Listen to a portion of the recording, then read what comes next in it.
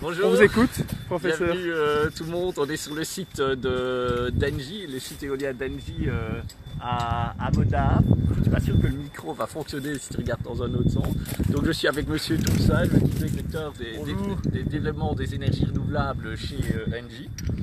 Donc on va monter au sommet de l'éolienne que vous voyez là. Olivier, tu peux te montrer l'éolienne? Donc c'est quoi comme éolienne, Monsieur Toumsa? Et donc ça c'est une éolienne qui est faite de 3,2 MW. Donc c'est déjà un grand modèle pour de l'onshore. Et avec les 5 éoliennes du site ici, on va produire plus de 33 000 MWh par an. Ce qui correspond quand même à la consommation d'un certain nombre de milliers de ménages. Vous n'avez pas fait le calcul. Si, on l'a fait, mais... et donc, il faut savoir, c'est important, un chiffre en tête peut-être comme introduction, chaque mégawatt éolien qu'on installe en Belgique, c'est l'équivalent de 350 voitures qu'on ne met pas sur la route par an. Okay. Pour donner une idée. Et alors ces éoliennes assez nouvelles, hein, le parc a été inauguré en mai, c'est ça? Oui, tout à fait. En mai, oui. Je suis même venu à l'inauguration, c'était super. Et c'est là que vous m'aviez proposé, je vous ai demandé en fait de voir s'il était possible en fait de monter un jour dans une éolienne. Vous m'avez dit gentiment oui et vous avez tenu votre promesse et vous avez organisé ça aujourd'hui. Et vous avez en plus accepté gentiment qu'on en fasse un Facebook Live. Et le CEO d'Engie Benelux nous attend au sommet de l'éolienne. Et alors voilà, on est monté par l'ascenseur, puis on a terminé les 10 derniers mètres par une échelle. Ici c'est quand même assez physique. Et là de nouveau on est de retour et on va franchir les quelques derniers mètres qui nous restent en fait pour aller à la rencontre du CEO d'Engie Benelux, Philippe Van Troy. Monsieur Van Troy, bonjour. Un petit mot en fait aux nombreux publics qui nous regardent là. Voilà, bienvenue dans une de nos éoliennes ici à Modave. Première visite pour moi en tout cas, donc je suis content de la faire avec le professeur Ernst. Comment ça se fait que vous n'étiez jamais monté dans une éolienne avant? Parce que de sécurité, mes collaborateurs ils ont eu peur, ils sont dit. de moi. Voilà. Parce que Elon Musk, il dort dans ses usines de voitures. Oui, mais il y a des usines un peu plus faciles que les éoliennes. Ça ne doit pas nous empêcher de pouvoir t'offrir un petit café. Ah, c'est gentil, c'est gentil, c'est gentil, avec un plaisir. Café d'accueil. Ah, c'est gentil, plaisir, voilà. Merci. Et donc, pour toi, c'est la première visite aussi? Oui, c'est la première fois, oui. Ouais. C'est le... Ben, j'ai déjà essayé, en fait, d'en visiter, mais encore, à cause des normes de sécurité, on ne monte pas comme on veut dans une éolienne, il faut toute une équipe. Mais c'est un peu plus grand que je ne le pensais, honnêtement. Alors, ça paraît... Donc, je peux montrer au public ici, donc... Oui, c'est un peu la taille d'un living, en fait, un plus allongé. Un living allongé. On serait à cuisine intégrée. On serait à combien de mètres, plus ou moins, de mètres carrés de surface ici? Alors, mètres carrés de surface, je dirais 12 mètres fois 4. Ouais, 48 mètres carrés, un petit 50, ouais, 50 mètres carrés. Ouais, un petit appartement, un petit appartement. Je dire, un petit appartement avec tout intégré. Et alors, est-ce que vous pouvez un peu nous expliquer ce qu'on voit ici? Parce que là, pour le public Facebook, ça reste... ça reste juste des bouts de métaux, des tuyaux. On est spécialiste avec nous. De ce côté-là se trouve évidemment l'éolienne. Ok. Hein, donc les pales de l'éolienne.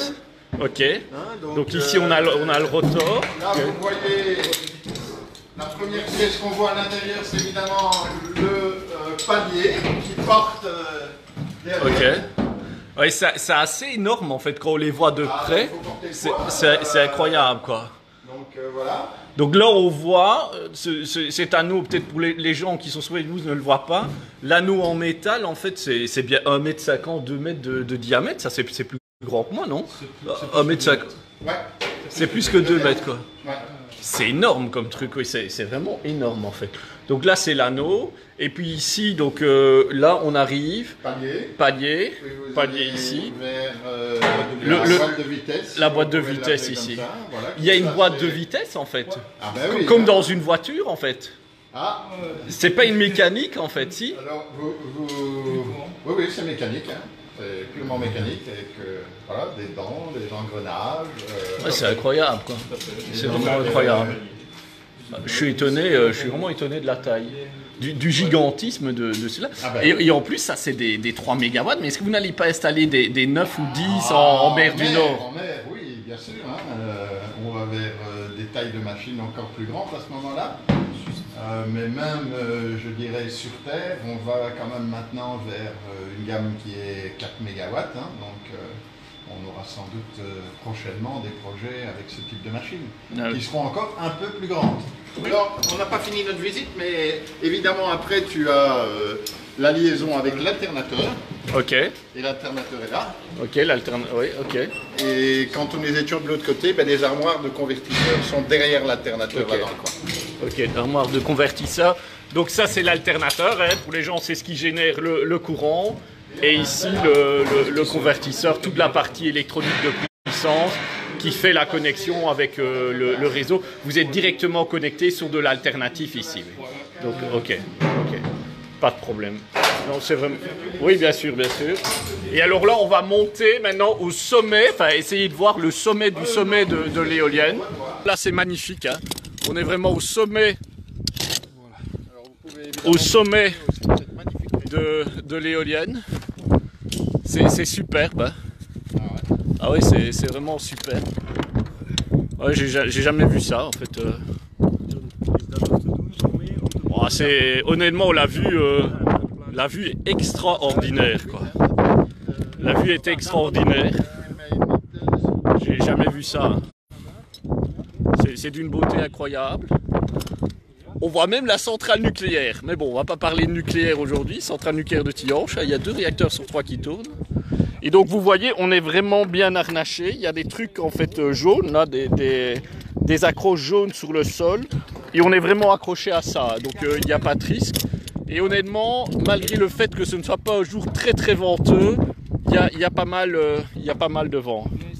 Une éolienne comme celle-ci, elle est montée complètement. Quoi, tu veux dire que ce rotor est monté complètement en fait, en une fois Philippe Oui, mais la levée après. Non, il y a deux moyens de monter un rotor. Quand on a beaucoup de place, on monte le rotor avec les 3 pales au sol. Et on monte le rotor entier. Donc mais la grue qui monte ça, c'est quoi en fait comme des grue? grues qui font 130 mètres de haut et qui sont amenées même en morceaux par des convois exceptionnels et qui sont montées avec une autre grue plus petite. C'est incroyable. Et la plus petite, elle peut arriver, c'est les grandes grues avec 12 essieux. C'est incroyable. Celle-là peut arriver par la route. Mais c'est dommage, je ne m'étais jamais rendu compte de la beauté, de la forme en fait d'une pale éolienne. On la voit comme quelque chose de droit, mais elle est très très incurvée en fait, cette pale-là. Extrêmement, oui. Les pales sont quand même superbes. Regarde un peu ces images de pales là. Ouais, c'est vraiment super. Attention. Voilà, système de pales ici. Où est-ce qu'ils sont tes systèmes anti-bruit? Ce sont les petits peignes là qu'on voit. Les petits peignes. Ah oui, les petits peignes là, oui, un peu comme des dents de requin. C'est inspiré des ailes des oiseaux. Et donc ça évite en fait l'apparition de régimes turbulents, c'est ça? Ok. Et donc ça réduit de plusieurs décibels le bruit généré à la source par les éoliennes pour des raisons aérodynamiques. Et si on parlait un peu vraiment d'Engie renouvelable, d'Engie Benelux renouvelable et de vos projets, hein, on prend de la hauteur par rapport à la situation, c'est le cas de dire. C'est quoi vos projets? Parce que bon, j'ai l'impression que maintenant, en fait, je suis en fait Engie sur Facebook, je vois que vous inaugurez quand même pas mal de parcs éoliens. Il y a ce gros projet en mer du Nord. Vous en êtes où en fait en développement éolien? Vous avez combien maintenant d'éoliennes maintenant en Wallonie? En éolien, pas en Wallonie, globalement en Belgique, on a un peu plus de 300 MW en service. Ok, c'est pas mal. Et notre ambition, c'est d'atteindre 500 MW d'ici à la fin, 550 MW d'ici la fin 2020. C'est pas mal. On a beaucoup de projets dans notre, donc ça vous fait 120 MW, 220 MW en plus. donc il faut faire sortir c'est énorme ça.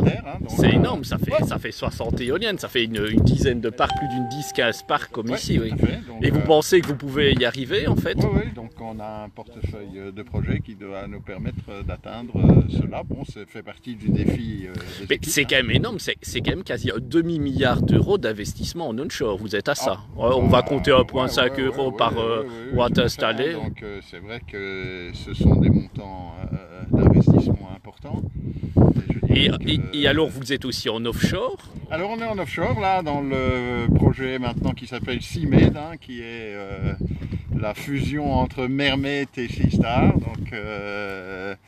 Donc c'est un projet offshore qui arrive maintenant dans la phase de financement.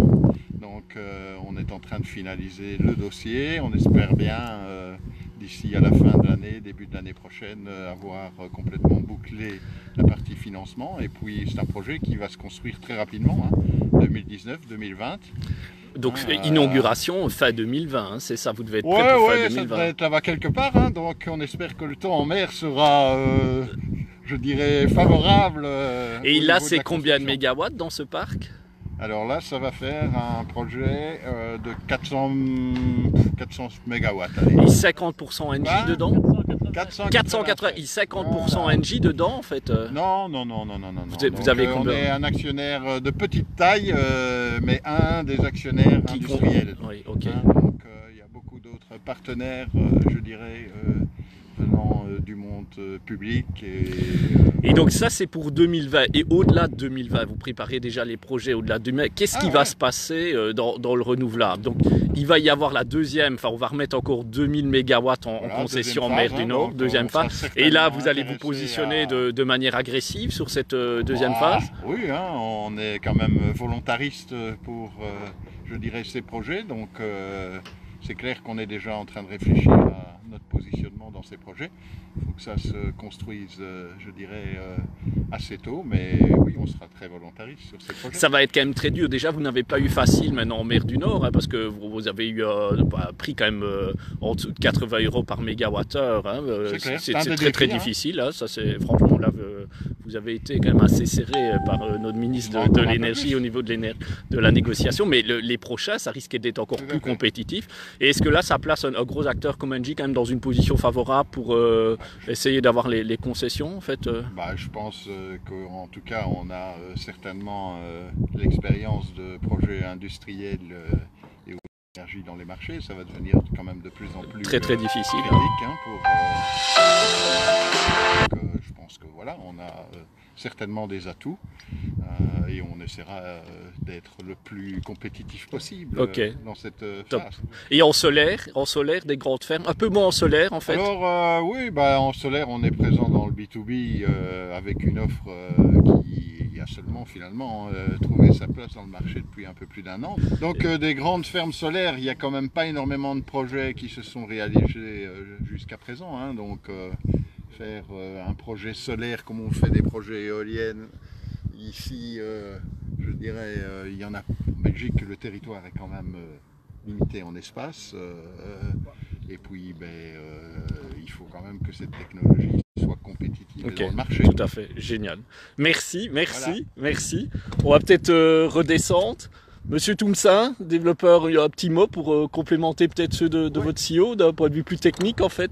Enfin, éolien et solaire, je comprends bien votre business plan. Moi, il y a toujours quelque chose que je ne comprends pas chez Engie, c'est le power to gas. Je ne sais pas du tout dans quelle direction vous allez aller au niveau du power to gas. Et donc tout ce qui est hydrogène, pour moi, c'est un business d'avenir dont vous ne discutez pas tellement en fait. On n'en discute pas encore en public, mais c'est certainement un sujet en interne dans le groupe. Oui. Un vrai sujet qui est regardé de très près par une série d'acteurs dans les business units comme en Benelux chez nous, mais également au niveau du groupe à Paris, parce que nous sommes persuadés que le power to gas, et en particulier la transformation d'énergie électrique excédentaire issue du renouvelable en hydrogène, peut être une option très intéressante. Par exemple, il y a beaucoup d'aspects, mais par exemple pour le stockage saisonnier, comme vous le savez, l'intermittence des renouvelables, en particulier l'éolien et le solaire, pose des défis importants pour les gestionnaires de réseau, et une des réponses à ces défis, c'est le stockage. Alors on connaît le stockage, je dirais, journalier, éventuellement hebdomadaire avec les batteries, peut-être demain les batteries. Et le saisonnier, le power to gas. Le saisonnier avec des batteries, c'est difficile aujourd'hui. Par contre, le power to gas, c'est-à-dire de stocker sous forme d'hydrogène qu'on utilise à d'autres moments en fonction des besoins de l'énergie électrique en excédent, ça peut être une option très intéressante et nous nous penchons aujourd'hui. Mais en fait, vous avez raison. Hein. Donc nous, on a travaillé sur une étude pour Fluxys, mais vraiment très très bien fait en termes de modélisation. Donc on a fait quelques hypothèses, une hypothèse sur ce qu'on voulait apporter, une hypothèse sur les émissions de CO2, puis on a fait de la planif intégrée du pays et on voit vraiment le power to gas émerger. On va sortir avec l'étude d'ici à moi, elle est vraiment bien faite, je vais vous l'envoyer. Ouais. Il y a vraiment un business case en fait pour le power to gas. Absolument. Et là, je me réjouis de voir ce que vous allez investir dedans. Okay. Ça reste quand même des belles pièces technologiques hein, maintenant, vraiment. Super. Et le prix d'un machin comme ça, donc ça c'est une 3 MW, c'est ça? Une éolienne aujourd'hui en ça c'est 3 MW celle-ci. 3 MW,2. C'est 1,5 € par watt installé, c'est ça qu'on aujourd'hui avec les tout compris, hein. Avec les technologies actuelles et je dirais la qualité des équipes de développement, on arrive pour les meilleures éoliennes à 1 million par mégawatt installé. Donc 1 000 € par kilowatt. Les prix ont quand même fameusement baissé parce qu'il y a 4-5 ans, vous étiez à 1,6, non? Tout à fait. Certains parcs le restent, mais la plupart des parcs aujourd'hui sont beaucoup plus bas. 1,1, 1,2, 1 million dans certains cas, en fonction de la longueur du câble, du nombre de chemins qu'il faut tracer, et bien entendu en fonction de la taille de l'éolienne, puisque plus l'éolienne est grande, plus le prix par mégawatt est faible. Ce que les gens en fait ne sont pas encore rendus compte, c'est que des éoliennes maintenant c'est devenu des trucs d'industriels quoi. Au départ de l'éolien ça pouvait être des coopératives comme ça, mais maintenant ça devient de tels objets technologiques tellement gros, c'est très très difficile encore de les monter sans être vraiment une grosse compagnie industrielle. Comme j'aurai l'occasion de l'expliquer lors des journées de la transition énergétique à Louvain-la-Neuve ce mercredi, je pense que les énergies renouvelables peuvent prendre leur place au niveau citoyen, aussi bien qu'au niveau des industriels, mais qu'il y a moyen de trouver des modèles. Pour le citoyen, ok, le photovoltaïque je peux comprendre, mais pour la grosse éolienne, ok, une participation financière, mais en termes de technicité pour le montage, allez, pour le photovoltaïque, il y a le petit électricien du coin qui peut vous faire une chouette installation. Et il ne sait pas faire une chouette installation éolienne. En plus, il faut des équipes quand même assez fortiches derrière au niveau de la maintenance et tout ça. Une éolienne de cette taille reste un défi technologique. C'est une usine, quoi. C'est une usine. Donc ça doit être traité comme tel, mais bien entendu, ça peut se faire au sein d'une coopérative qui généralement signe des contrats avec des fournisseurs de services et des constructeurs éoliens qui se chargent d'installer la machine. Pour l'instant, oui. Bon, bien qu'il y ait d'autres projets. On va peut-être redescendre alors. Pardon, allez, on va filmer la descente de Philippe Van Trooij. Voilà. Monsieur Van Trooij a déjà discuté quand même des projets éoliens, mais sur le photovoltaïque, ok, on a été coupé quand il discutait de son offre B2B. En photovoltaïque, vous êtes à combien d'installés? En fait, vous faites comment pour le photovoltaïque? L'éolien, vous êtes propriétaire des installations, copropriétaire. Pour le photovoltaïque, vous faites combien de mégawatts par an maintenant? Donc en offre industrielle. On a l'ambition de faire 15 à 20 mégawatts par an chaque année. Il faut savoir qu'un mégawatt éolien c'est 1 hectare, hein. Un mégawatt solaire c'est 1 hectare, ce n'est pas rien. Et la formule qu'on utilise le plus souvent pour l'instant et qui est le plus de succès sur le marché, c'est le tiers investisseur. Donc on va voir des industriels ou des gens qui ont des grands magasins, des surfaces à disposition, et on leur propose d'investir pour eux, donc ils ne payent rien. Par contre, dès le premier mois de l'installation, ils ont une économie sur leur facture d'électricité. C'est incroyable ça. C'est incroyable. Donc non seulement ils ne payent rien, ils ont une économie sur la facture d'électricité le premier mois. Et en contrepartie de leur économie, ils mettent à disposition la surface. Donc ça veut dire que tout industriel qui a une surface de toit peut vous appeler et ça ne lui coûte rien. Il ne doit pas mettre 1 €, rien du tout. Et Non, l'offre est gratuite, l'étude est gratuite. Si on installe les panneaux, il a l'économie. Si on ne les installe pas, ça ne lui a rien coûté. Oui, mais allez, je suis un industriel. Moi, quand on m'annonce un truc gratuit, je me méfie toujours sans investissement. Est-ce que dans le contrat, on sait qu'il y a un risque régulatoire toujours sur le PV, les modèles d'interaction avec le réseau? Est-ce que vous garantissez le risque régulatoire aussi ou bien c'est l'industriel? Est-ce qu'il y a une petite clause là dans le contrat qui fait en sorte que si ça change, l'industriel est dedans? Le risque régulatoire, il y a deux choses. Soit les risques régulatoires au niveau des tarifs réseau, soit le risque régulatoire au niveau des certificats verts, puisqu'il y a encore des certificats verts pour le B2B. Comme on est propriétaire des panneaux, le risque régulatoire pour les certificats verts, c'est nous qui le portons, pas l'industriel. Et pour le risque réseau, ça, s'il y a un changement régulatoire, à ce moment-là, on doit rediscuter le contrat avec l'industriel pour voir ce qu'on fait. Monsieur Desley, merci alors. Merci, hein, c'est vraiment super. Monsieur Van Trooij, merci. C'était quand même impressionnant, la montée au sommet de l'éolienne, c'est superbe. Des conditions aussi de sécurité. Non, c'est vraiment très bien. Tout grand merci. Merci aussi à vous. Et encore une dernière vue de cette très belle éolienne, là où on était au sommet tout à l'heure. Merci, au revoir tout le monde. Merci.